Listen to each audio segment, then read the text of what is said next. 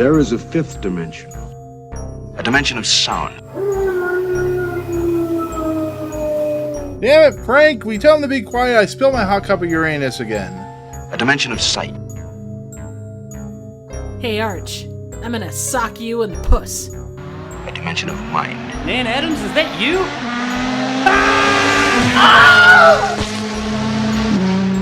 Next stop, the Twilight Zone. Hey, everybody! Welcome to the Twilight Zone podcast, also known as the Fifth Dimension, which is actually proper name. Rod Serling's favorite podcast, if you were to still be around, involving three people not named Nick presently. I'm Triv from Trivial Theater, and as you can see, Nick is not amongst us this week. We suspect that he accidentally got killed because he had tried to go after my theater again, and currently he's sitting in a coffin, but we imagine he'll be resurrected in a couple of days, so we'll see how he comes back. Exactly. So with me this time around, we have a couple of amazing ass people. To my left or right or below or above is a guy that wants to hold a mouthful of black pepper, Mr. Jacob Anders from Jacob Anders Reviews / Retro Jake XY. How you doing, man? I'm good. How about you? Better than Nick? Yeah, 100%. I mean, I'm not sure what that says. I spent a week and a half in a cornfield. Yeah, exactly. Oh, so that's where you buried him. No. What the hell are you talking about? That's where you didn't bury him. Yes, I left him where there was lots of popcorn. I left him in my popcorn popper at the theater. And his the other head in the animation next video, Nick's head. The popcorn. Is he going to be buttery or salty by the end of this? I'm not salty. sure. Yes, salty. It's Nick. And that other glorious voice you hear is our special guest this week, who is I guess maybe our British version of Nick. It's Dan from TYTD Theaters, who also is a man who has tastes that change after he dies and comes back from the grave a couple of days later. So thank you so much for having me back, guys. And I would just like to say that the doctor who I hired to check that me and Nick are definitely dead was paid in pickles. So you enjoy that. You had a real good time. Salty confirming you did the pin test, so we're definitely gone. Oh man. And if you can't already tell by this week's episode, we're talking about the last rites of Jeff Myrtlebank.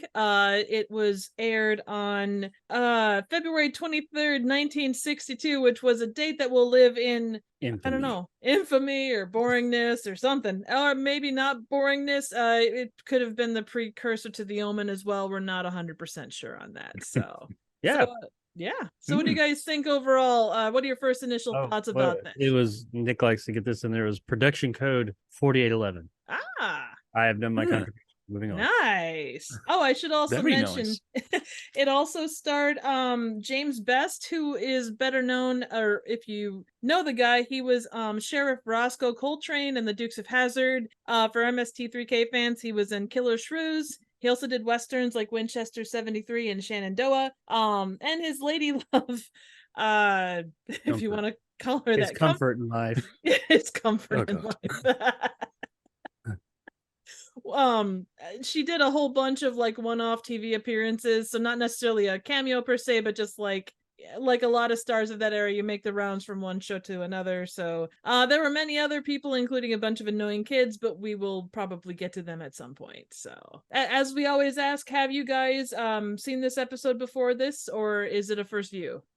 So from my side of things, it was actually a rewatch. I'm now ahead of you guys on my journey through experiencing the Twilight Zone for the first time. I'm now at the end of season 3. Gasp. Desperately prepping for season 4. After those hour-long episodes really are going to kill me. So yeah, this was a rewatch for me. But yeah, it was. I think it was better on the rewatch than the first time around. I will say that. Because the first time I watched it, I was just like, "What this bollocks?" and then sort of went outside and did other things after watching it. So, was it one of those things where, I mean, we'll get to it, but given what happens in the end, was it one of those things that, like, when you rewatch, you see things, you pick up on little things, or? Yeah, I would say that was the thing that kind of caught me off guard a bit with it, really, was the first time I watched it, it was one of those where you kind of, obviously with it being the Twilight Zone, you're expecting that twist, you're expecting that moment where you can kind of go, so this is why it's in the Twilight Zone. And with this episode, not to get too far ahead, but that doesn't really happen that much. Like the beginning is the big kind of whoa. So I was expecting it to go the next level, and it never did. So I kind of came away from it a bit like, oh. But coming back to it, knowing that was how it was set up, it was nice to be able to see the little details and to kind of realize that the whole Twilight Zone edge that comes from this story is more based around people's insecurities and people's sort of fears around things like death and, the unknown to a degree. And once I kind of rejigged my mind to, go, okay, well, that's what this story is about. It was nice to sort of look at the subtleties in the performances and things like that. That was the stuff that kind of pulled me in a little bit more.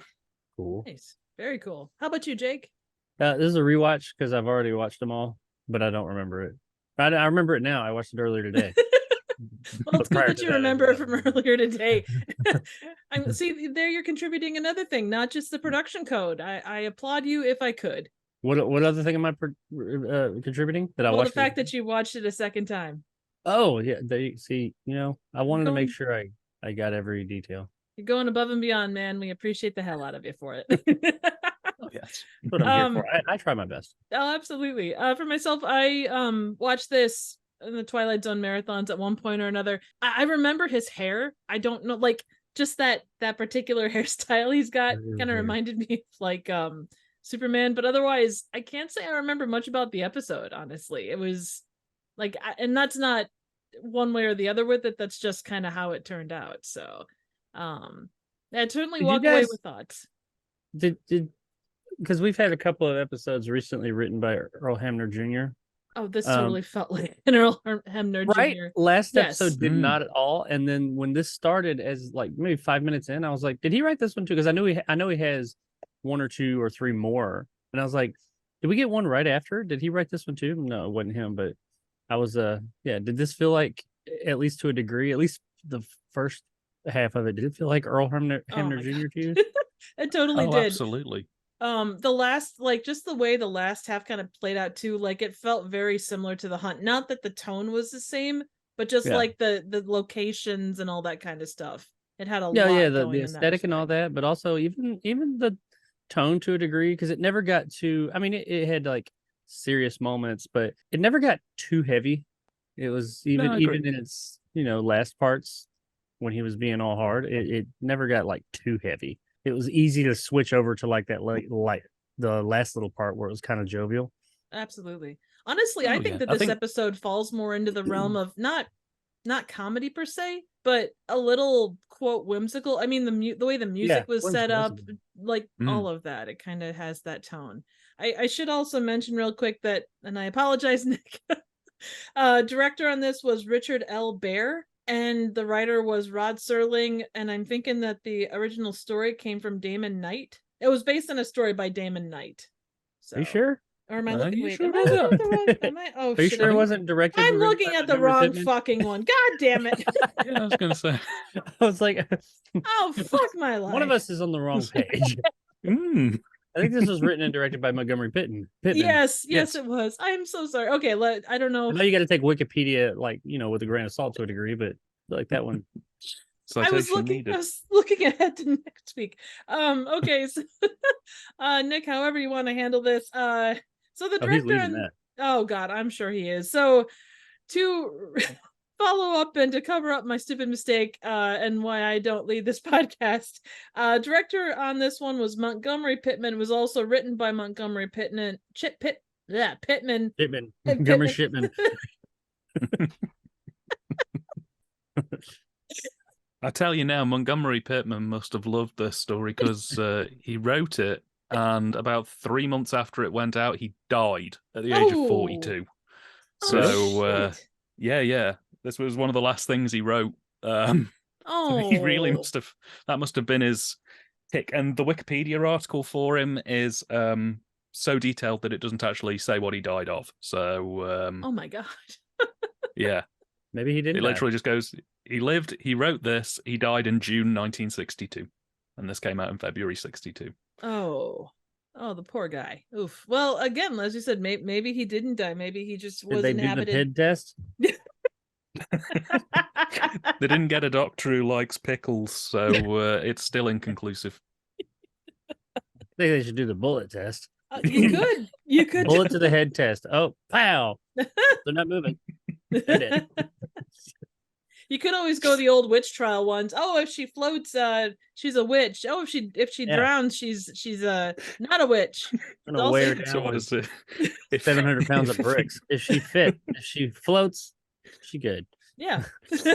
So what's the test here? If he drowns, he's dead. If he floats, he's a writer for the Twilight Zone. Yeah. Sure. Well, jumping into the actual story, I guess. So we begin with a bunch of annoying kids like looking in a window, and they see Jeff is in a box, and they're a Jeff in a box. Ooh, mint condition. Oh, 100%. And they have to be reminded that it's a coffin, not a box. I love the fact that the pastor was like, well, he didn't always make it to church on Sunday, but he didn't go to the bootleggers on Saturday night. And I expected him to finish that up with Jeff Myrtlebank was a son of a bitch. Yeah, like I was like, he was a good man. I mean, he didn't make it all. He didn't always make it to church. He's all right. He tied with Jesus. He tied with Jesus. Okay, let him go. There was one thing I really loved about that opening sequence as well, and I only noticed it on the rewatch, was the way that the preacher is lit is top lit. And it's very dark all around him, but they kind of give him almost like the sort of holy spotlight thing going on whilst he's giving his kind of farewells, which I kind of liked. I thought it kind of added a bit more of an air of that kind of religious authority and that sort of vibe that something is going on that we might not necessarily fully appreciate at that time. That's the only nice lighting in the story, though. They do one nice lighting setup and the rest is just really flat all the way through. Just lit for the shot and that's it. See, I wasn't sure with that. Like, it looked like really bad. And I agree with you. You could see the lighting that way. First time I saw it through, I was like, okay, did they do this last minute and all they had was a light right over his head and that's all that they had for lighting? But that was... Maybe it was a low budget episode. Well, considering that how many people were in this damn thing, I have a feeling it was probably tighter because you had so many people, but it was trying to create an ambiance. Yeah, exactly. The only way that the most southern end of the Midwest can be lit. Drab. Exactly. You're saying that the entirety of the South Midwest is just street lit and that's about it, basically. Everybody just looks like they're telling a scary story. Better than the way we're lit up here. What the Midwest is a scary story. Yeah, well, we all drink Busch Light up here, so I'm not sure what that says.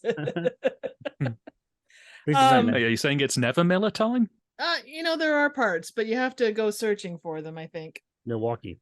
Yeah, exactly. Woohoo! As long as you're not drinking Natty Light, you're all right. Yeah, I won't even drink that stuff, and I'll drink damn near anything. Let me see. I think they go outside before Rod comes on, right? I think. Yeah, because he's over by the car. It pans over. They do a whip pan. Right. So he gets done saying that Jeff wasn't the kind to go out to the bootleggers on Saturday night. Apparently, when he heard the word bootleggers, he pops up out of the coffin and says, "I'm fucking bitches." That guy's little fingers came out like, yeah. He didn't just go like, fuck.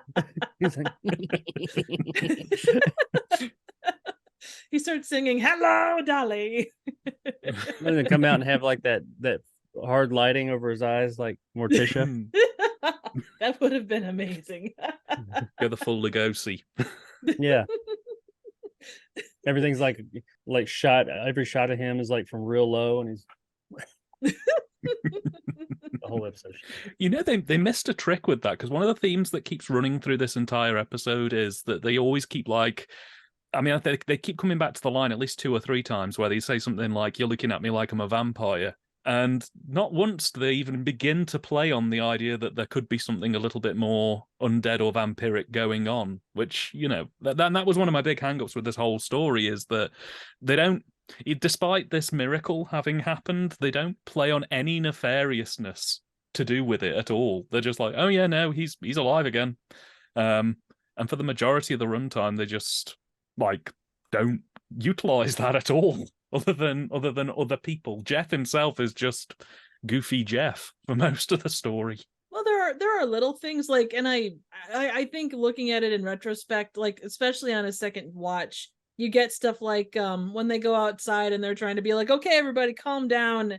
Let's talk honestly about this. He says things like, I could eat the hide of a bear. I'm so hungry. He's like that whole line. You could take that as, because of some of the things that come later, I my first thought was zombie, but something outside of earthly means. But on first watch, you're not going to get that. Yeah, no, I could get that. There's some wonderful lines. That's one of the things I do enjoy about this episode. Is some of the script work is really nice.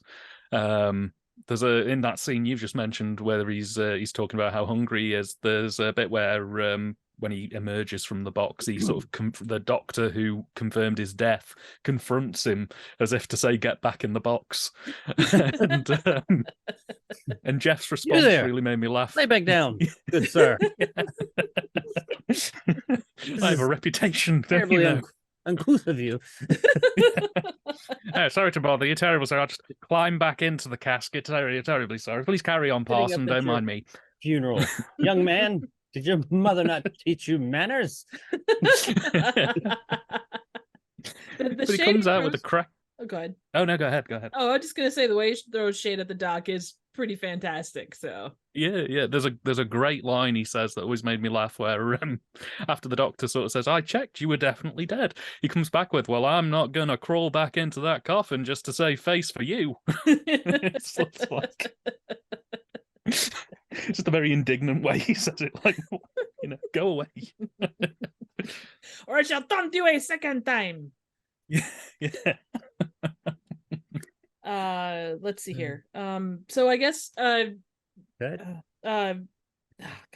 I can't remember where exactly they did the Serling thing, like where they had Serling come in. It was right after the kids were looking in there. Okay. I don't think, he wasn't up yet. He hadn't risen. Oh shit! It was pretty early on. It was right after the kids were the opening where they were looking in there, and they may have shown them doing a little bit of the service, but then it like whips over and shows him next to the old 1922 Ford or whatever it was. Yeah. Well, they did a good job with that aspect. I don't know. Do you want to have you do that now just to do it, or no? Okay. Sure, fine. God. I know. Well, because we are still so taken aback by the fact that this guy rose from the dead randomly. Jake, will you please rise us with your amazing Serling's narration of things and stuff. Yeah. Baritones. Yes. Sure. Time, the mid-20s. Place, the Midwest. The southernmost section of the Midwest. We're just witnessing a funeral that didn't come off exactly as planned due to a slight fallout from the Twilight Zone. Short, to the point.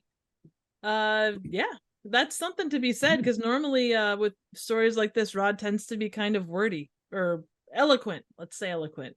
I appreciate the past few weeks he's not been super wordy, so yeah. That is nice. Next week's probably going to be like stupid long. Well, considering what's coming next, that would not be surprising. It's not too bad. Actually, closing in nobody.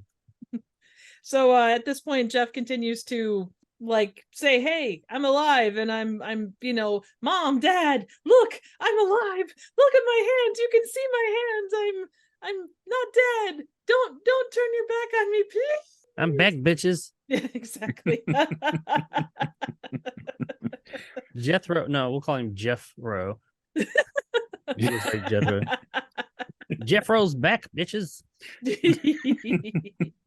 And he does have a really great, it's not a sexcon phrase per se, but I appreciate the fact that it's still a pretty decent word that I really want to start using in normal life.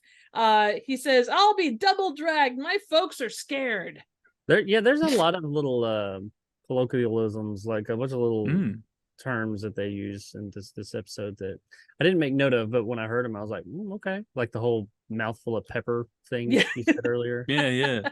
It's something that I'm like, I don't even know 100% what that means, but I do at the same time. Right. It's like, okay, I get where you're coming from. I get what you're putting out there. End of the day, it is a bona fide threat against your life if you continue to screw around or fuck around and find out. So Mouthful of pepper. Yeah, exactly. We are going, it's a cinnamon challenge, like decades before the cinnamon challenge. Oh, it's so bad. The cinnamon challenge was so bad. It was. I threw up. Yeah. Oof. Not good. Sounds like it. We also following up being denied. It feels like he's like being denied by whatever the saint was, or the apostle that denied him. He goes to his girlfriend whose name is Comfort. Is she 2-ply or 3-ply?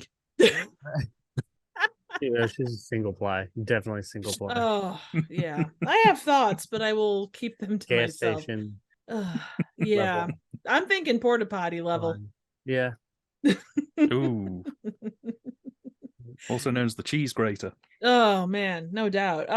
But he's like, "Baby, don't you know me?" He goes full like a wonder, or It's a Wonderful Life. Comfort, don't you know me? We roped the moon together, baby. He's like, ah! And then finally he goes to his little sister, who says, "Oh, they didn't get you," or what was it about? It was like they didn't fool, or I fooled them, or something like that. I think he said. Like, she's like, "Oh, you're back." He's like, "Yeah, I fooled him, yay!" And so she accepts him, and because a 10-year-old with gigantic ears accepts him, everybody else accepts him too. So I wonder if that was in the script, or if they just got this kid who had big ass ears. So they said, "Hey, let's go with that." And so they're just like shaming this poor child on set every day. It's not even part of the story. And they're like, "You got some big ass ears, kid. Hey, big ears." during the auditions, it's like, "Mr. Serling, the big-eared girls are here." Dumbo has arrived. I felt bad for her too. She was stuck in that terrible dress, in addition to like everything else. It's like, man. He's in on the casting. He's sitting there like, "Oh my god, child's ears are enormous. We must get her." That's a thing for later, but yeah, no, she I think it's probably just a case of, you know what, Dad is a crotchety old bastard, so we're just gonna have him say crotchety kind of things. He's like, "Say something crotchety." He's like, big ears. Yes, you have big ears. Big ass ears. Yeah. I was really kind of struggling to figure out exactly what time this story took place in, because I've been watching a lot of 20s and 30s cinema recently. As part of, I've picked up a collection of sort of health and scare films that I've been working my way through, and they're all set in the 20s and 30s, and this gave me strong 20s and 30s vibes. But a lot of the outfits that are worn by the adult cast are a little bit later feeling to me. They're kind of a bit more of a 40s vibe. So I'm assuming it's kind of early 30s settings, but mid-20s in the Midwest. It's just apparently in the mid-20s in the Midwest, country folk were very ahead of their time. Yeah, well, we try to be. It could have been too, like, how fashion in Back to the fashion Future. Mecca. Oh, absolutely, without doubt. We were the Paris of our time before Paris took over and took away our fashion industry. Still bastards. ours, as far as I'm concerned. Yeah. Exactly.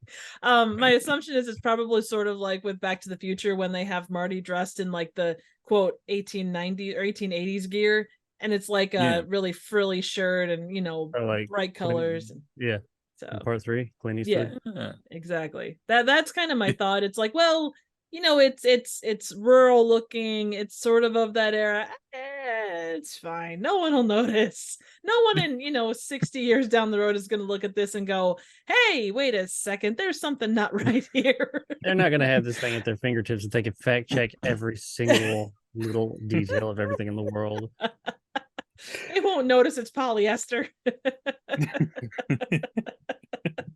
I think you'll find, Trev, that in 1932, flannel didn't. Yeah, I can see where it was going. But I think that's a good point raised, though. Like, people's relationship with media has changed so much. I mean, like, literally, episodes that went out of this show, Like, they didn't expect it to ever get like repeated. You might get a repeat and then it would disappear. I mean, that's one of the things. I've been watching a lot of old Doctor Who recently, and that's one of the things you kind of realize is that people in the industry really did not care about TV shows in the way that we care about them now. I mean, well, I say care about them now. You have to look at what Warner Brothers has been doing recently to TV and film, and see the history's repeating itself a little bit. But just like the fact that you'd put so much time and effort into a program, it'd get shown once, maybe twice, and then just end up junked, just completely wiped out of existence. Syndication wasn't a thing because they didn't have nearly as many channels. Exactly. Yeah. And now that's all they put on those upper channels. Just constant reruns of Law and Order every day, every night, over and over and over. And just marathons of things, like old shows from the 60s. Yeah. I suppose it's a way to gain a new audience, though, too. Yeah. Oh my God. Well, I mean, that's how I ran across Twilight Zone, so I'm grateful they did it. Oh yeah, absolutely. No, otherwise this is it. And it's through sort of repeats, like Jacob said, that you pull in new audience members and things kind of get established, and you can grow from there. Not necessarily a great idea every time, because then the networks decide, let's reboot the show and bring it back, but give it none of the charm and personality of the old show. Not eyeballing the Twilight Zone there, but hey, the 80s Twilight Zone had its own charms, Plus, we got a better version of the Chaser out of that, if nothing else. The 90s one did too. It had great. Oh, was it? Oh, shit. Or 2000, not 90s, 2000s Twilight Zone. Yeah, it had its charm. Yeah. Like Creed. Well, it's a thing. Forrest Whitaker is the host. That's 2000s. Yeah. Yeah. Well, it's like anything. Like, you look at it in the moment, you're like, God, this is so cheesy. It's nothing like that. But then you get a few years on, like a lot of stuff, and it does have those charms. It's reflective of the era and kind of makes you go, I miss everything but Creed. Daltrey. Yeah, Nickelback. Yeah, that was the soundtrack to the 2000s Twilight Zone. Give me Smash Mouth or give me death. Yeah. You have an episode, you're like, hey, this isn't a bad update. And then suddenly in the background,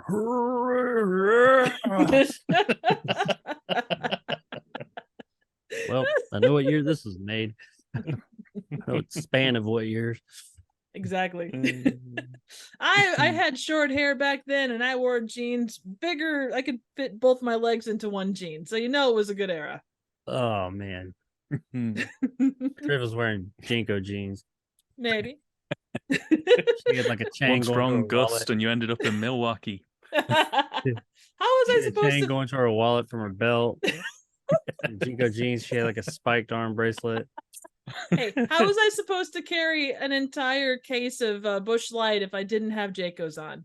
Yeah, there you go. I'm sold. Yeah, all right, good stuff. I'm glad to hear it. So they end up taking him home, and Comfort apologizes for doubting him because his return was so sudden. It's like, what the hell? I love you, but it just happened so fast. It was so sudden. That's what I'd go and break it off with my other 6 boyfriends now. Exactly. It's only been never 3 happened days. To me before. Well, 5 other guys wanted my comfort, and I had to provide my comfort. Give me that comfort, baby. Oh, I tell you. How did you guys feel about the when he leaves the dinner table with his family and they're all like, "Oh my God, he's different." He only ate 2 eggs instead of 3. Yeah. Made me laugh so much. It's like the mother's like, he's completely different now. He's not the Jeff I remember. And the father's just like, yeah, what do you mean? And the best you can come up with was, she ate 2 eggs instead of 3, and he's working harder now. So he's not lazy, and he's not trying to eat himself to death. Okay. And oh my. Pa's only response was, "A man's taste changed. I guess death will do that to you." Like a man's taste changed, woman. I mean, look at how I feel about you. That's why I spend all my time looking at this catalog. Yeah. Give me his extra egg. the lingerie He section. could turn of this. into Jethro White. Is that Oh, his name? Is that the tap dancing outlaw or whatever it is? You guys have no idea what I'm talking about. I have no idea. They Sorry. did that documentary like 10. He's famous. He's like I think they're West Virginia or something like that. It's this family that lives like in the Appalachian area, and like his name's Jethro White, the tap dancing outlaw, I think is what they call him. And on this thing, he's such a over the top, larger than life character. Like his wife looks like the lady, the Honey Boo Boo mom. Oh yeah, yeah. He's like as big as like a toothpick, and like they're at their trailer. Now this is real people, and he's sitting there. He's like, "I love me some scrambled eggs." He's like, "Don't you cook me no sloppy ass eggs, you bitch."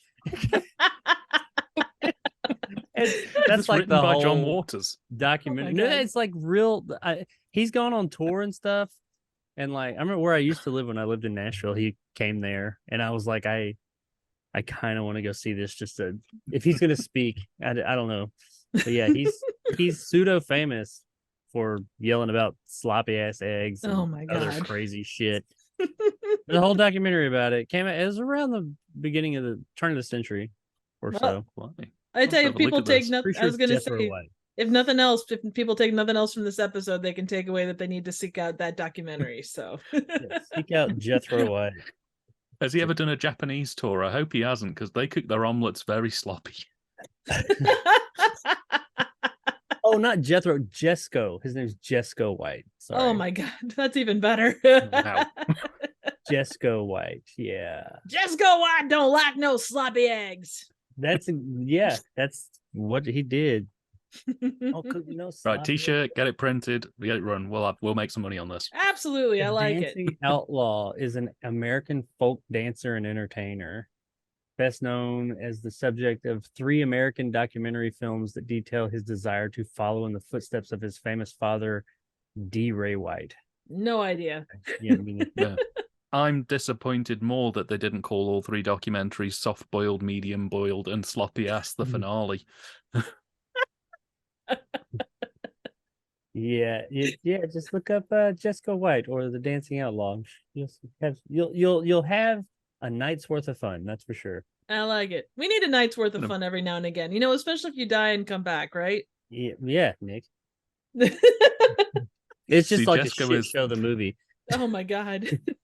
Who ended up See, playing the him? Jesco movie is the kind of thing that Jeff Myrtlebank wishes it was. Oh yeah, without a doubt. I mean, considering the way it's played up, because they get what happens next is like the his sister goes out and she talks to these boys, and then the gossip train starts, and everybody like starts talking about how Jeff is more than what he seems. He's like a transformer. He's more than meets the eye, and he starts like going at it and doing all kinds of weird shit. And oh, he eats 2 eggs instead of 3, and he works really hard. And he Burn did his ass at the stake. exactly. 2 eggs instead of 3. Light him up.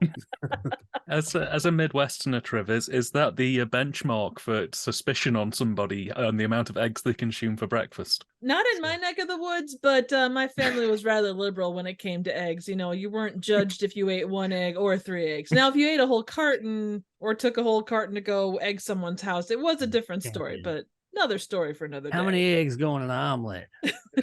2. Burn them, it's 3. He ain't of this world. Devil! Sacrilege. Oh man, if you're caught with He shall be offered up in the Wicca Quick Trip. oh God. Or the Wicca come and go. Yeah. Oh God.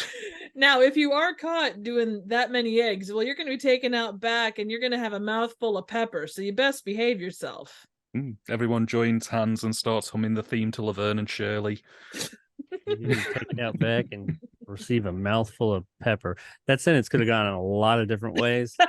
Oh yeah. Happy it went the way that it went. Hey, you know what? I'm trying to keep true to the episode. I'm trying to do Nick proud here. So no one can top him, but you know, we're trying to With the talk of the people speculating and the likes, it did raise one interesting point to me. How come all of the parents in this little village are like 90 years old? Because that's Like, how all they of aged them- back then. All but Like, one. it was basically all of them are like really, really old, and they were very young children. Well, what And it Comfort's was that her dad who came out? I know we're gonna get there, but that is a big question to have.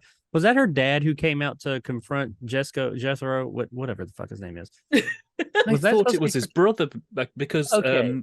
he Yeah. says that he went to school with Jeff. Yeah, that's what I so was to say. I Or thought it maybe was a her cousin? dad. Maybe I thought like it was a her dad, and he's like, I've hated him since we were 3. I was like, wait a minute, this math ain't math. You're the same age approximately as him, and he's marrying your daughter. And it might have been something too, Maybe it where was like brother. not like child bride levels, but it could have been like Comfort was 15, 16, and Jeff. Now I'm doing it. Jeff could have been like in his late 20s. I mean, it could have been like that kind of a situation where it was maybe like a cousin, or like I said, it could have been his dad, but it was, I don't know, because his like Jeff's parents look pretty old, like all of them did, obviously, but It's a harder time. I mean, yeah. I mean, well, they're all down the bootleggers on Saturday night, so, apart from Jeff. So.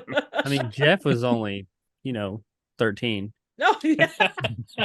Didn't look a day over 12 and a half, I tell you. He was still a son of a 37. bitch, but Yeah. Hey, I mean, that's a Twilight Zone episode in and of itself, a village where like all of the parents age but the children don't, and you just see them like slowly wither as the kids don't age a day, and there's a sort of dynamic there. But why didn't they get on that one rather than following pouring Jeff Myrtlebank, because he's just like, well, nearly died but didn't. Where are my 2 eggs? here. I've got to go and saw a log. Fuck that third egg. exactly. I would like to point out, no one really not that that's compelling, but no one really brings up any other compelling arguments beyond the fact that he was in a coffin and that now he's not. No one brings anything else up of any type of argument. At least she gave something. He used to eat 3, now he eats 2. Nobody else had any other weird thing to say, but they're all like ready to burn his ass at the stake. Yeah, but doesn't that say something about the nature of gossip too? Like, you think about small towns and the way that stuff rolls. Like, and it's basically a glorified game of telephone. It gets bigger and crazier the more it goes along. Well, I thought that's where the episode was going to go. It kind of did. I thought because about halfway through the episode, it was probably around the time when they were at the little country store and they were talking all that. I was like, this is going to be like a hive mentality, or like it's going to escalate, and there's nothing really going on with the guy. Because I mean, there are lots of reported times that people were put in the ground and they weren't dead. I mean, you look back to I don't know exactly when, but those graves that have like the little bell.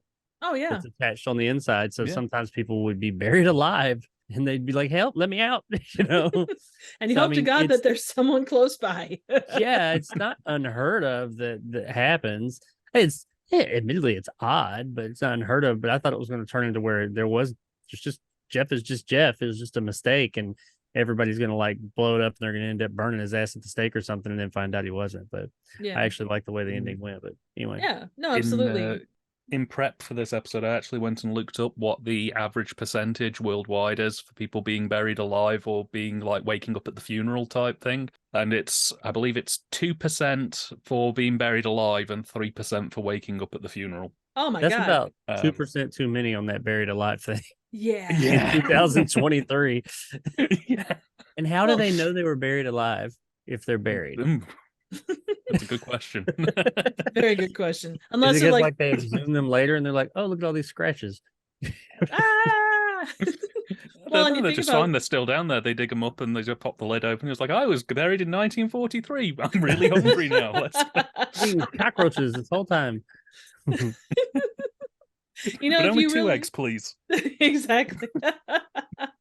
Well, the doc, when they were at the country store, the doc did say he was clearly dead. Like you said before, they stuck a pin in him to see if he was done, and they did the whole like breath in the mirror trick. I mean, but what was the thing? There's some disease that essentially like renders you, it's not sleep paralysis. It's a variation on that where it's like you're conscious but you can't move. Catatonic, is that it? I mean, that's might be paralysis. Is that where you're conscious and you can't move? Oh, okay. Yeah. But you it ain't like that. You can like have subtle movements, but no, not you can't. You're more or less stuck. You're Oh God, that'd Yeah. be creepy as but hell. I mean, that's like I can speak from firsthand a firsthand account. If someone touches you, moves you, you pop out of it. Oh man, I'm so It's sorry. know not that like you there's could be like buried that way. Not with sleep paralysis. They move you around and you what are you doing? And you're still breathing. I You're know. still breathing and stuff like that. You're just unconscious. Right. I know that there's a medical problem that can happen where if they get the anesthetic balance just wrong when they're knocking you out, you're like conscious throughout it, but literally can't react to anything. I can't remember what the medical name for it is, but that affects a percentage of people where like they go to have surgery and they're just conscious all the way through it, and they can sort of vaguely feel it, but they can't say anything about it. They're just locked into it happening. There is also some, I don't know if it's a disease or situations that have come up where people do it more or less you're practically dead, or you appear that way, like your heart rate's real slow, you're not breathing much, some type of coma situation. Maybe that's what he had. I don't know. It might have been, yeah. There was a news story that was Ecuador, like a couple of months ago. There was a woman in Ecuador who woke up at her own funeral after being declared dead after a suspected stroke, and that was only a month ago. Oh my God. Holy shit. It's Ecuador though. Yeah. Well, you think about it, the embalming process will definitely, if you are not dead, you're either gonna That'll do it. Yeah, exactly. Why does my breath taste like floor polish now? Well, why are my insides burning? Where are my insides? Why are my insides on that table? Hey Jim, we'll have to eat give my back sloppy these ass small eggs now. Yeah. How am I supposed to? I need sloppy ass eggs because I can't digest regular eggs now. Right, with all this formaldehyde in me, you just pour anything down my throat, it'll burn up immediately. I will have to get your liver back from the guy that we donated it to. I'm sorry. Burst into the operating room. Give me. Liver's Start taken. grabbing it. Like that part in Forrest Gump with the seat's taken, liver's taken. I'm just seeing Tom Green and Freddie Got Fingered with the baby, just but with a liver instead. Hate that movie. Fucking hate that movie. I love that movie. My friends loved that movie, and I fucking hate that movie. Yeah, sausage. It's an hour and a half of a grown man screaming uncontrollably. What's not to like? Well, I like the show, his show, but I hate it. Yeah, well, it's always about the context of it. Sometimes it works better on different formats and things like that. They didn't expressly say it in this episode, but I thought it was kind of funny. My brain went to when they're starting to question if there's a demon walking around in Jeff. All I could think was that it's Jeff's body might be a demon wearing a Jeff suit. Like an Edgar suit. Yeah, that's where you pull back and he's all like, "I like this." Edgar suit. Yep. So that was where I thought it was going, and I thought that it was going to be kind of a bit more like the big reveal at the end, even though it was probably going to be played subtly, was that he is more than human at this point, and he's managed to convince the village that he's actually fine. But they kind of sort of do that a little bit, but not really. It's the lack of commitment, which bizarrely, considering most of the story is Jeff trying to get his girlfriend to marry him again. Oh yeah. Well, on that note, it's very odd. Oh, sorry. Go ahead. I apologize. Oh no, I was finished. Well, he does, like, he comes over to try and reconcile with her, and she's all like, "Oh, well, I love him, and you guys can suck on, that extra egg that nobody ate." Suck an egg. The third egg. Suck my third egg. Oh no! Just throw that out to the uninitiated. See if they get it. Next time you're in a conversation at work, somebody says something, suck on my third egg. Watch the confusion in their face. Exactly. Ooh. This is the One first of those situations where they feel like they should know the answer or what you're talking about, and they'll just laugh. And they'll be like, I need to go Google that. I don't want to seem stupid and not know. Go to Urban Dictionary, and there's like 3 different things it could be. Yeah, I'm sure third egg is something. I would not at all be surprised. This is the one place where Jeff shows us that there's more to him than him just returning from the grave. He gives Comfort like a thing of roses, and they're all dead, and they were just picked. So they kind of pull off like a lame ass like thing, and then it turns into, oh well, maybe there's more to you than what is seen. How did you guys kind of think when that came up? I thought it was, a nice touch, and again, that kind of threw that little curveball in of, oh well, maybe there's something is more than meets the eye going on. But again, though, it's odd because they kind of throw so many different things out that it could be, that when it actually comes to the crunch of what it is, it again just comes across as very non-committal. Like I quite liked the roses thing, and I quite liked the fact that the village thought that Jeff might be possessed by a demon that makes him eat one less egg a day and do more labouring jobs. But I feel like it starts building a little bit of tension around this point, and then it just doesn't know what to do with it almost.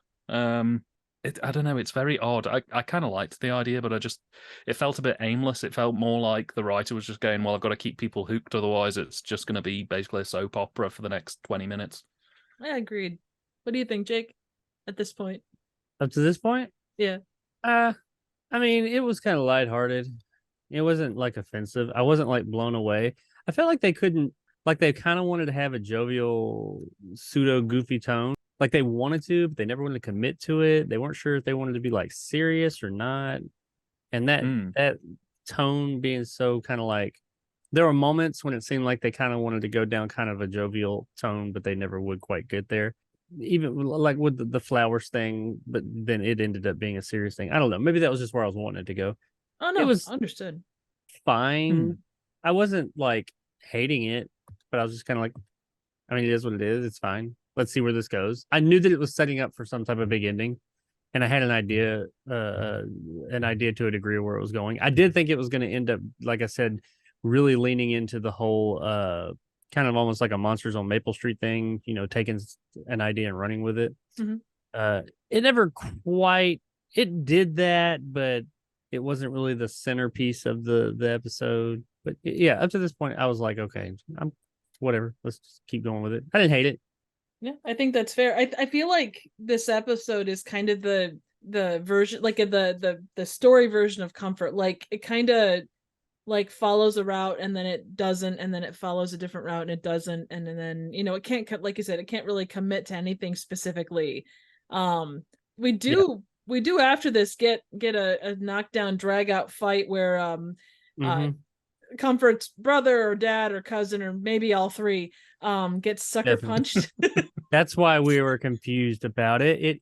They're all the same. It's her brother and her dad and her uncle all in one. It's a daddy brother cousin. Oh god. Yeah. Absolutely. It all makes sense now. I did really like, and there's so many, like you said, there's so many like little random like quippy things in this. So her brother, like that fight was even kind of like, you could have put some Benny Hill music to it. I mean, like, totally.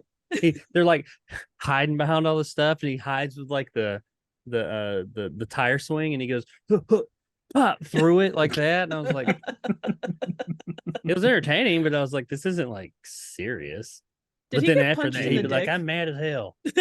He did, yeah, at one point. It gave me, I was going to say Benny Hill or Stooges vibes. I was just picking up on like, there was, I kept expecting, or like, or Pop Goes the Weasel to play at some point.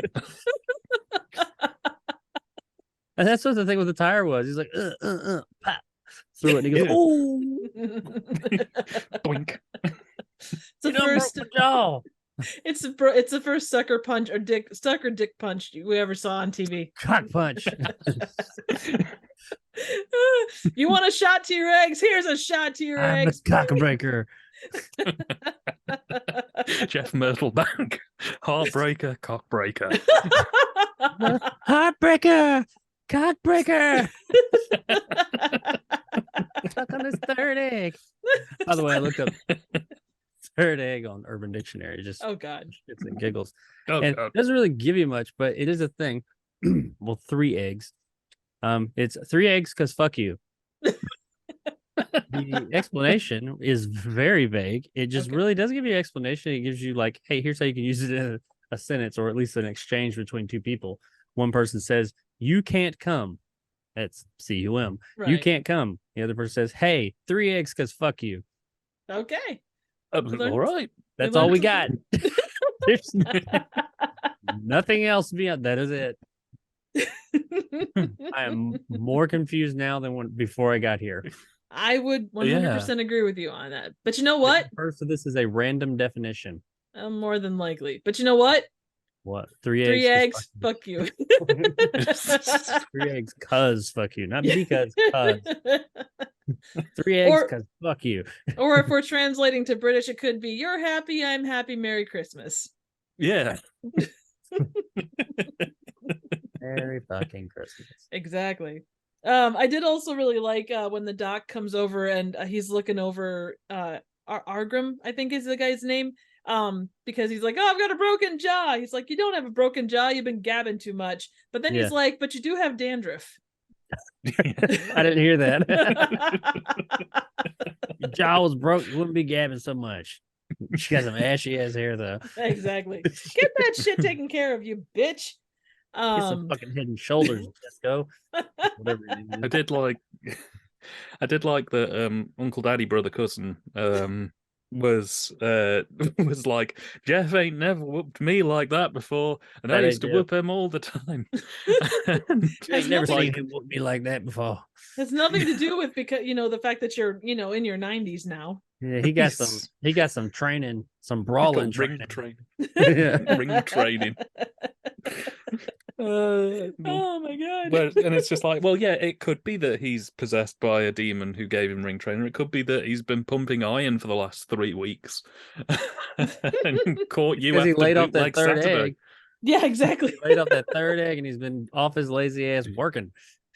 Exactly. Death will change a person, I tell you. A man's taste can change.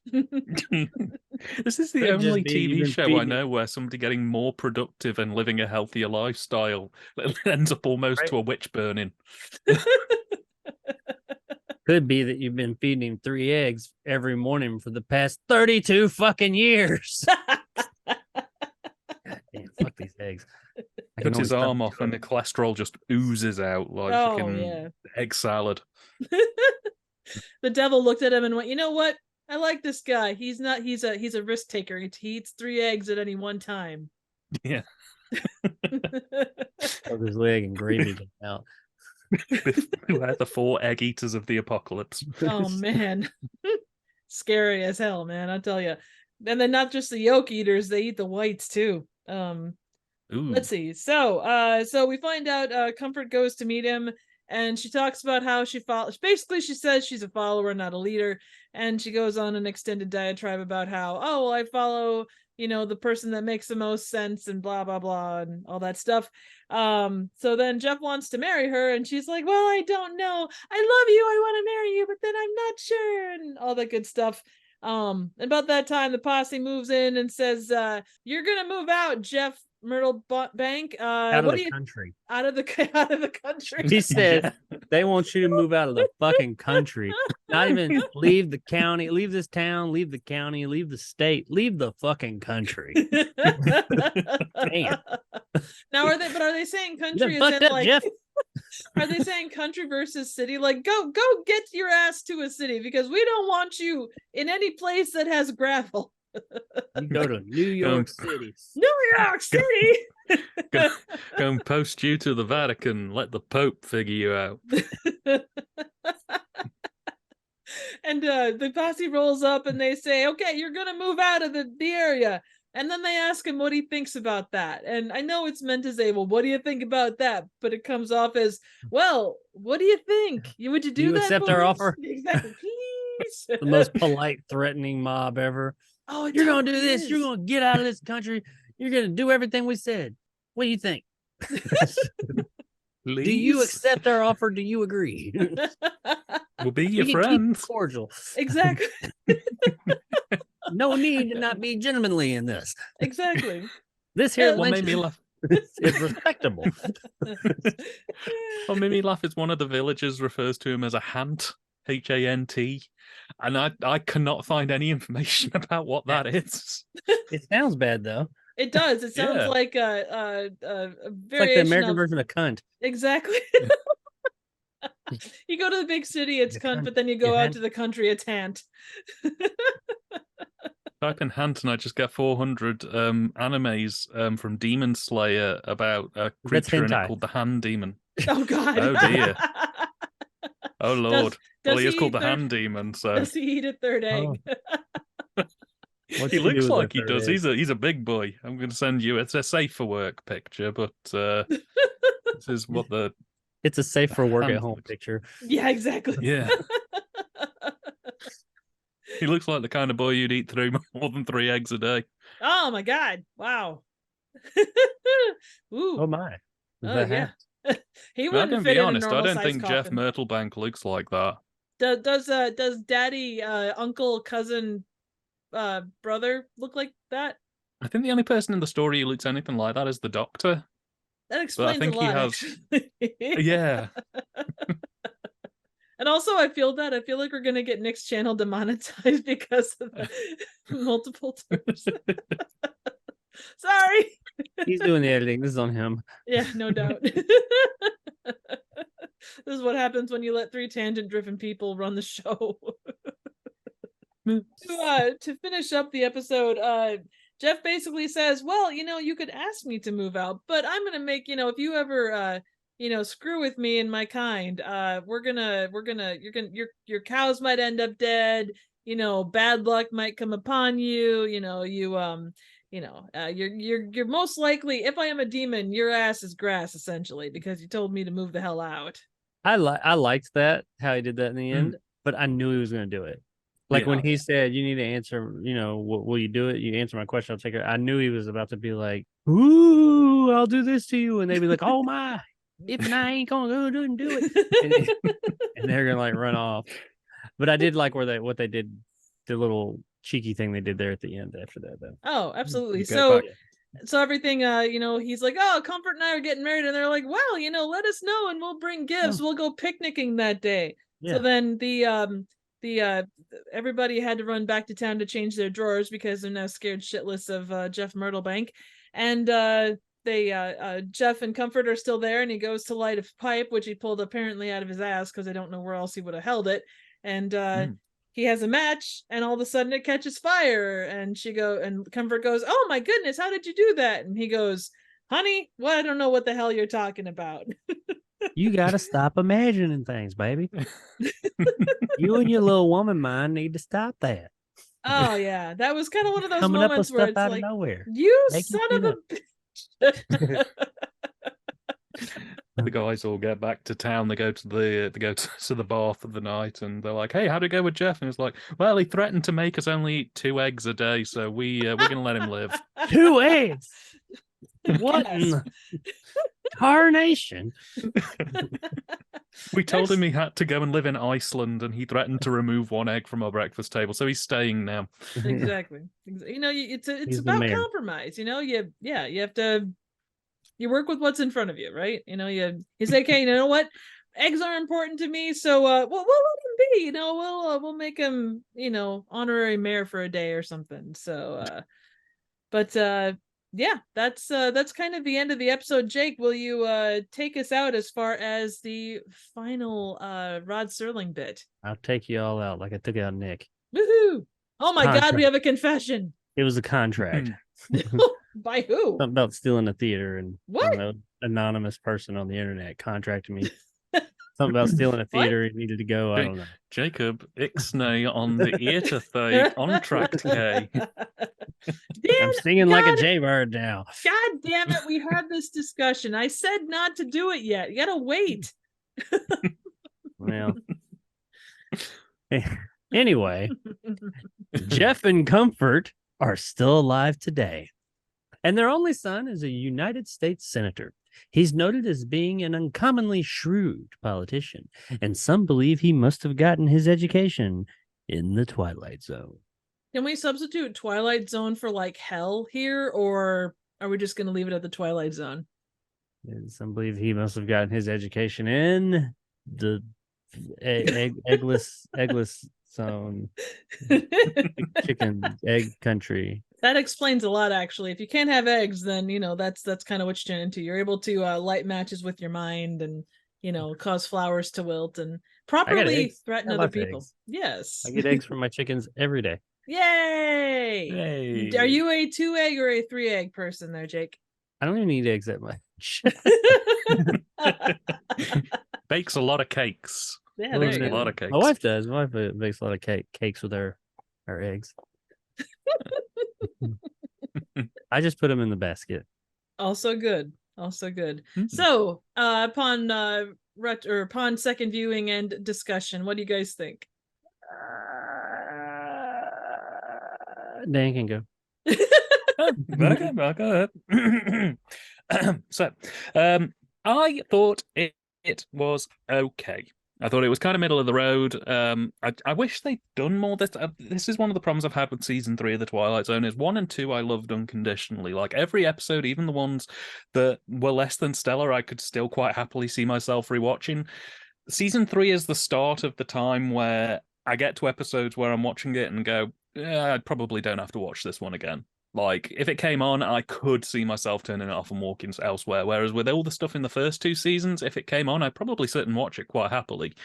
And this is one of those episodes. It's just kind of, by the time the end credits rolled, I was kind of like, well, this exists. It's a thing that happened. I sat through 25 minutes of it. It's not as good as the preceding stories. I mean, I really enjoyed The Hunt, and the story that follows this is a lot better than this story as well. It's the sort of start of the time where I kind of go, well, these stories are starting to kind of, you can start seeing a few cracks appearing. Right. It's not helped that 10 years later, they actually made a film that is very similar plot-wise to this, called Death Dream. That was directed by Bob Clark of A Christmas Story fame. And it's a very, very similar plot. The only difference is, rather than them attending a funeral and him popping out, it's about a soldier from Vietnam who they send a telegraph to say he's died, and then the next day he turns up on their doorstep. And he's like acting completely fine. Yeah, it's a quite good film. I only watched it this year, but like watching Jeff Myrtlebank, I was kind of going through going, you know what? This is very similar to Death Dream, but not as fun.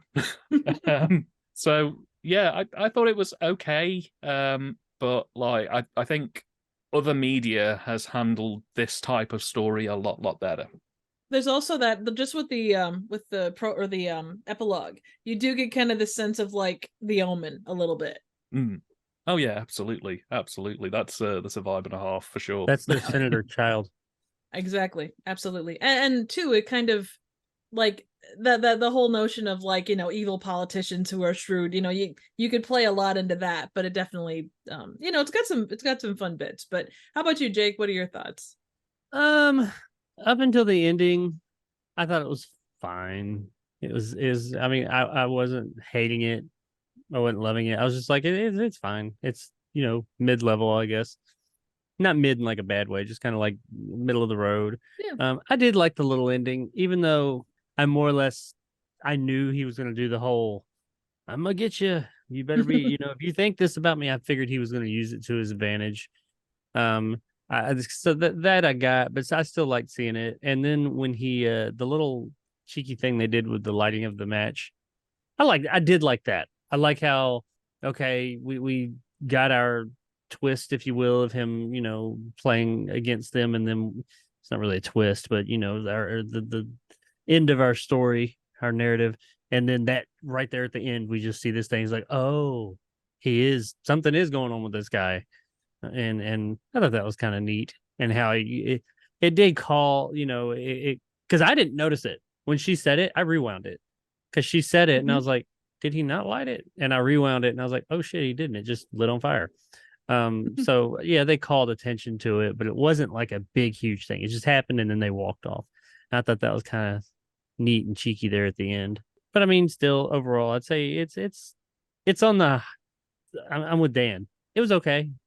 It was fine. It was middle of the road. I put it maybe a little bit higher on the middle of the road spectrum of episodes, or the middle of the pack or whatever.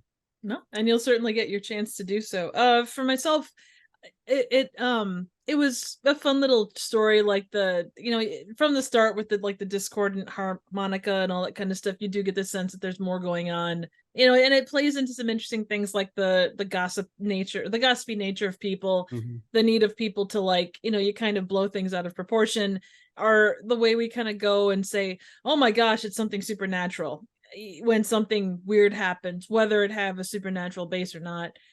I wish, and I know it's this dumb thing, but the fact that, they come out and say it, but the fact that Comfort is such just a subservient person. Vessel. Yeah, it kind of, I don't know. How are people not thinking that she was the husk of a human and possessed with something? Oh, 100%. It's like there's nothing there other than yes, sir. Yeah, and I'm sure that there are, at that point, there would have been a lot of those kind of characters and such, and there are still, certainly, but it just kind of, there wasn't anything there to, okay, you're a demon who's still, still rolling and doing all this stuff. You want this as your counterpart? Okay, We'd call her a wet blanket over here. Oh yeah, totally milquetoast and such. I mean, yeah. Which what do you guys think on that? I'm sorry, you were no. Go ahead. What you were saying. Well, what was he? Do you think he was a demon took him? Do you think it was just him and he picked up some stuff when he traveled over to the other side? I guess we're not really supposed to. It doesn't really give you any kind of hints at what it could be, but obviously it's something. What do you? I kind of took it as, and I'm taking it far too far here, but I almost took kind of a Constantine type of thing where he came back cursed because whatever took still him, but he's got more to him. Yeah, more human than human. Yeah. I think that everybody in the show just ended up having some kind of degenerative illness from drinking bog water. It's like, hey, how did you light that without striking it? And it's like, we did 6 times. Have the roses. I picked them before I left. It turned out he'd been 2 weeks picked.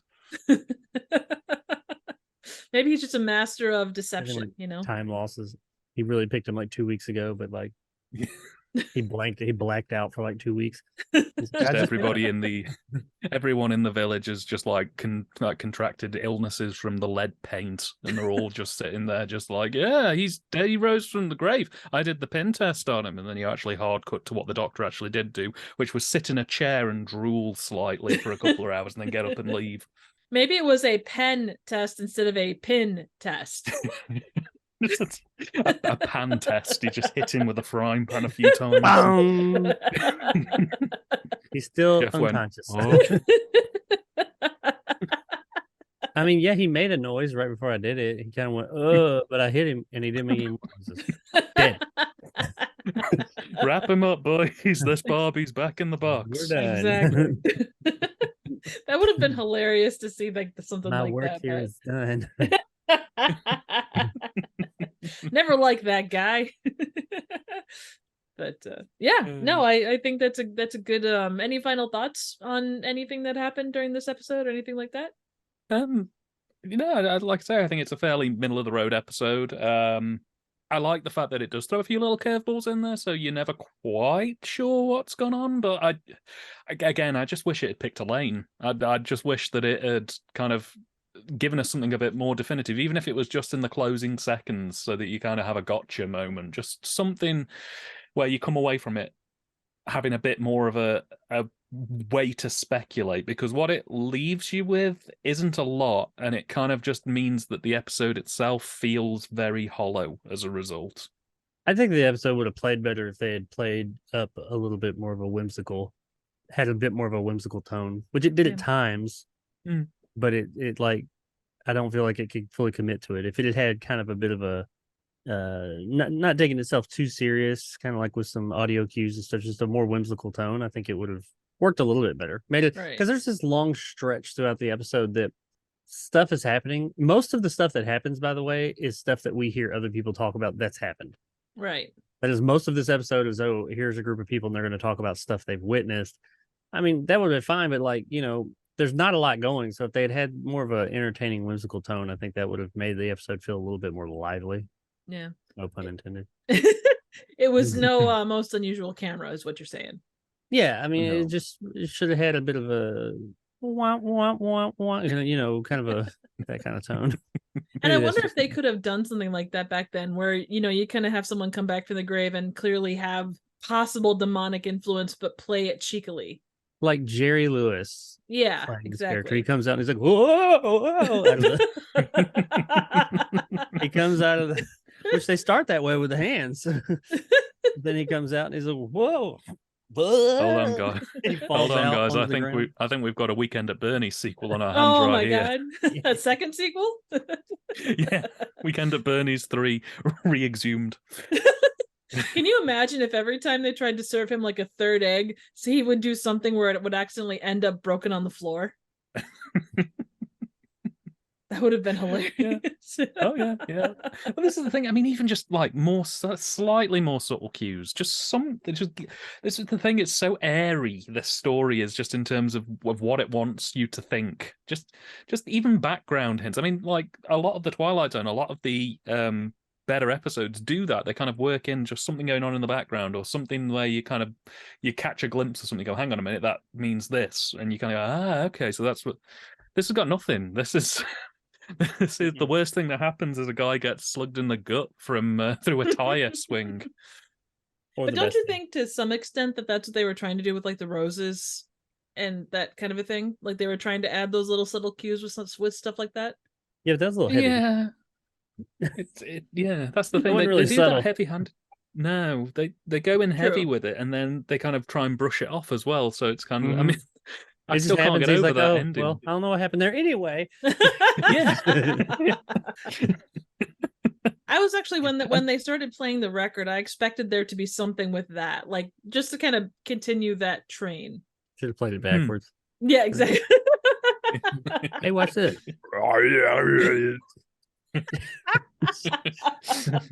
Don't worry about it. No biggie. Comfort, I am telling Anyway, you everything is fine. I His think eyes go everything black. is fine. Like, shooting him with a fan from below, and like the lights go red. He's like, Oh, honey, I So just only the had two- one egg today. fire and brimstone. Your wolves will burn. Your mother sucks Your eggs womb in will hell. house my devil spawn child. Your I mother, know. What was that? No, just had a frog in my throat. your mother Fill sucks it up. eggs in hell. Sucks 3 eggs. Who eats 3 eggs here in hell? We're much more health conscious. 2 eggs. And maybe some toast. 2 eggs and toast. No need to be primeval about this. We believe in These being are hard respons- fried. I wanted sunny side. Ain't no Damn sunny you. side in hell. Told you about these sloppy ass eggs.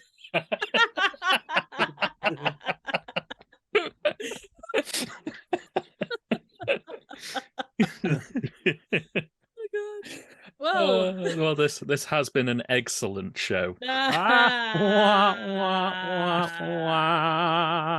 Well, on that note, we should probably head over to the excellent rating list, over here.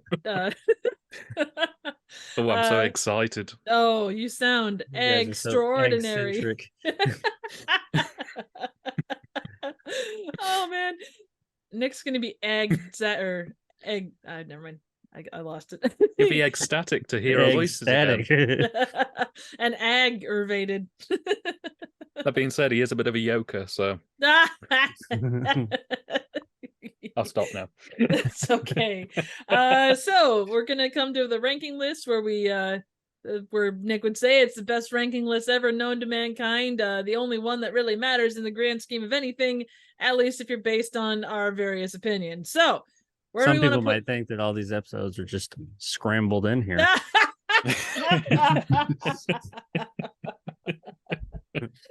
Oh man, if you have a shell of a right. doubt, well then All right. Let's get serious. let's get crack a Much lacking. more, let's be hard boiled about this. Exactly. All right, so where are we thinking on the grand scheme of this egg centric list? So I might be controversial here with my thoughts. So looking at your list, I would put it, if I was going to put it anywhere, in the lower half of the list, in the middle lower half. So I really liked Dead Man's Shoes, so it'd be lower than that. I liked it more. I like The Big Tall Wish more than this. And I liked I Shot an Arrow more than this. So I would, if I was going to put it anywhere, I would put it probably after I Shot an Arrow, but before A Piano in the House. And that is where 50s. Let's see, where is that? It's between 70 and 71. Oh my God! Wow, Dan being controversial as hell. I'm being hard boiled. Exactly. Oh man. I honestly don't know. Like, there were bits of this one that I really enjoyed. I thought it did some interesting things, but yeah, it was very middle of the road. I don't know if I would go 70 low, but I understand the thought. We're gonna have another one this week, Jake, where it's gonna be below 27. See, how excruciating is that? You're egg-tagonizing me. You're right, I am. This 27 thing. You're exhuming old feuds. Yes. We have to. It's part of our contract where we have to, yoke this out never mind. I'm making you yokes. guys don't want to whisk the wrath of Nick. What can I say? I'm trying to think soft-boiled. of all these egg puns and pride.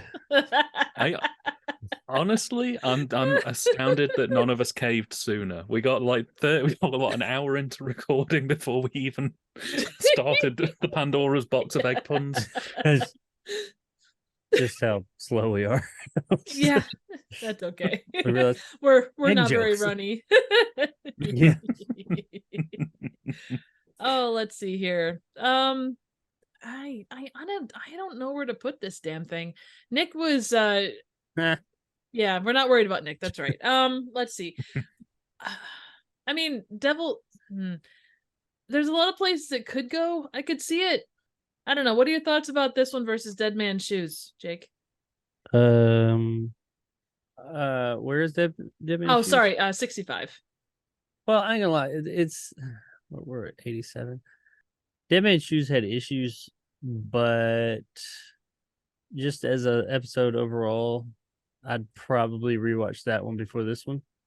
Okay. Do you want to go closer to where Dan was kind of sitting? So 70. Wait. But sorry, I forgot about the feel butt. like as a whole, I just don't feel like it should be that low. I'm kind of in the same boat, honestly, but I don't know where to put it. Like, what up near? Because I don't feel like this one had the flaws that Dead Man's Shoes had.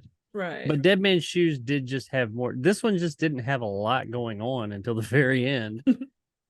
I mean, there wasn't anything inherently wrong with it. It was just kind of people talking about.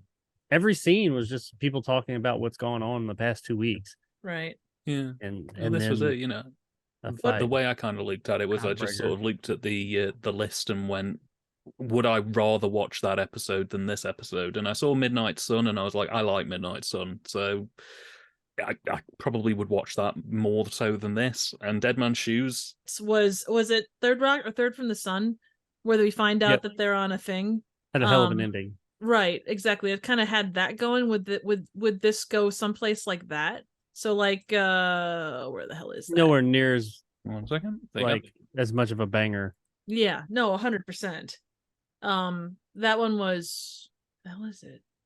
Third from the Sun. 55. So like under 55 someplace, like between 55 and 70. I know that leaves like a massive like range. I don't know. I kind of feel like in the 60s would be a good place for it, but I can't tell you where. Well, Jacob said he would rather watch Dead Man's Shoes than this, and I would agree with him. Okay. So I suppose if you agree with him, then we would have a majority. Do you want to put it midway between 30 or 65 and 70? Yeah, I could probably get that. I liked this more than The Passerby. Most things more than The Passerby.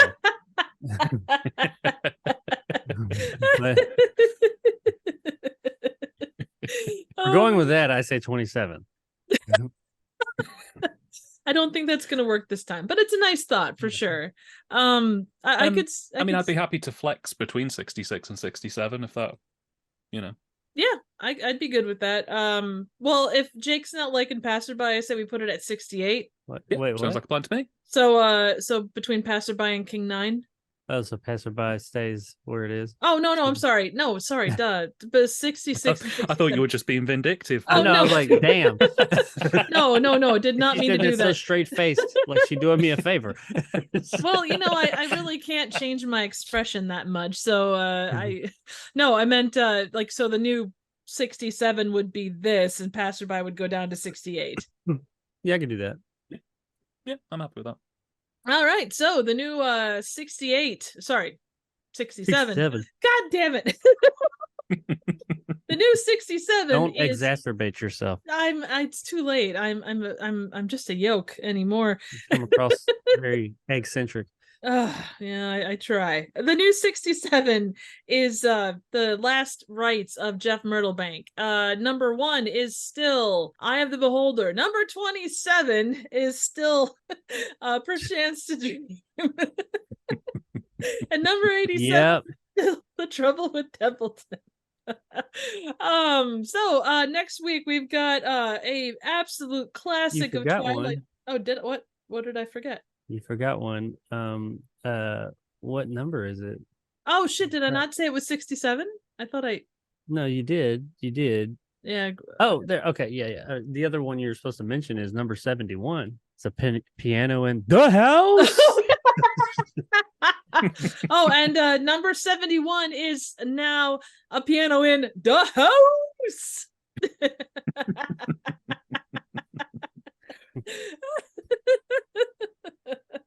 That was excellent. Oh, well, I try. So looking at next week, we have an absolute banger of Twilight Zone proportions. Now, will it go the way of Time Enough at Last, or will it be completely and utterly remembered as awesome the way Eye of the Beholder is? It is To Serve Man, which is a spicy meatball that I'm sure will leave lots to say. Yeah, all I know is I feel fairly confident that Perchance to Dream will no longer be number 27 next week. I would agree with you more than likely, unless Nick decides to throw a wrench into things when he returns from the I don't dead. give a fuck what Nick wants to do. It's been a long time since I've had a contender here. You got to back me up on this so I don't have egg on my face. I promise to be the yokel in your corner. That made no sense. Okay, so It doesn't have to. Make sure it's like if you can suck 3 eggs, fuck you, or fuck you, 3 eggs. Yeah, Anyway, 3 eggs. because fuck you. This is think degenerated very quickly. That's such a random, like, out there phrase. I think that it'll end any conversation. You can get a heated absolutely. argument with your significant other, just the biggest thing in the world, or anybody, and just say, well, 3 eggs because fuck you. And they'll be like, What? it's like you insert like a computer virus into them. They're like, what? I don't know. Is that an insult? Am I supposed to get that? What? I'm so perplexed right now. I can't be angry. Well, and now we've come to the end of yet another episode of this fantastic ass podcast. Nick, we miss you. We hope you're okay. Don't go searching in cornfields near my theater because I swear he won't be there. Take that how you will. Anyway, Nick should be back next week. But we miss you, man. And you're probably looking at the screen going, no, how dare you put it there, you bastards. Nick wanted to put it higher. Yes. Was that correct? Yeah, that he was aiming for more the 50s, but we can ask him his thoughts on it when he comes back into things too. So, but until that time, He doesn't get to comment. No. Well, you No, guys he let wasn't me here. comment. You guys let me comment generally when I miss Dead Man's Shoes. So I'm not That's saying you, we're though. yeah, I know. It's a different thing altogether. It's a democracy, damn it. It's Nick. Exactly. But on that note, it's probably time to get our asses in gear and jump back into the Twilight Zone. Thank you again to both of you guys because you both rock the house. To our special guest, The Dan. house? Mr. Dan of TYTD's house. Where can people find you? Thank you. You can grab me on YouTube or Twitter X, Blue Sky, all under TYTD Reviews. Currently having a bit of time away to recover from various bits of bollocks that have hit me over the last few months, hoping to be back sooner rather than later. New review dropping later this week, possibly next week, for a film called Die Hard Dracula, which also features somebody rising from a coffin after being told they're dead and they're not. Other than that, I've got an audio set that I released recently called The Wild World of Ed Wood, which is very graciously helped by Triv, who joined me for a segment of it. We are talking about all of Ed Wood's films. You can find that on Bandcamp. And thank you so much for having me back again, guys. It's always a pleasure. It's always a chore. And I haven't been fed my 2 eggs yet. So when things finish, I'll be demanding those off Nick. So they'll be in the 2 mail. eggs now. Ah, fantastic. The hottest time of year. just get a soggy envelope in 3 weeks' time. And the man, the myth, the legend, the guy that does not have a mouthful of pepper and would tell you 3 eggs because fuck you, Mr. Jacob Anders. Where can folks find you? YouTube. All right. You can find me at 2 places, Jacob Anders Reviews, which is, I don't post much there at the moment. Maybe one day I'll come back to it, but that all my stuff is still there. And Retro Jake XY is my channel I focus on right now, where I do usually old ass video game documentary content. And as of the release of this video, the final episode of my 5-part series about the Nintendo 64 would have just come out a few days prior, as well as the complete story video. So go check that out. And my next project I've already started and will be coming probably in a monthish or so. Nice. I'll announce more about that the closer we get to it. Very nice. And definitely check it out. It's a fantastic series and he does awesome work. So you're missing out if you don't check that out, as well as my fellow bad movie guru TYTD over here. You can find me here on YouTube at Trivial Theater. Bad, random, obscure, straight up bad movies reviewed to your liking. I'm coming out with Blood Theater at some point. Hopefully here in the next week I'll be able to finally get that done. So definitely check that out. You can check out all of these videos over on Movie Emporium channel. Check it out for all of Nick's incredible reviews of new and retro stuff, as well as this podcast. So I think for all of us here, and Nick, wherever he's buried, wherever he's at, we will see you the next time in the Twilight Zone. See ya. I wore a swishy suit at one point in time. Oh my god. It's in the 90s. Like not tracksuits, but like, the swishy suits. Yeah. When you walk. I was a Hawaiian shirt guy.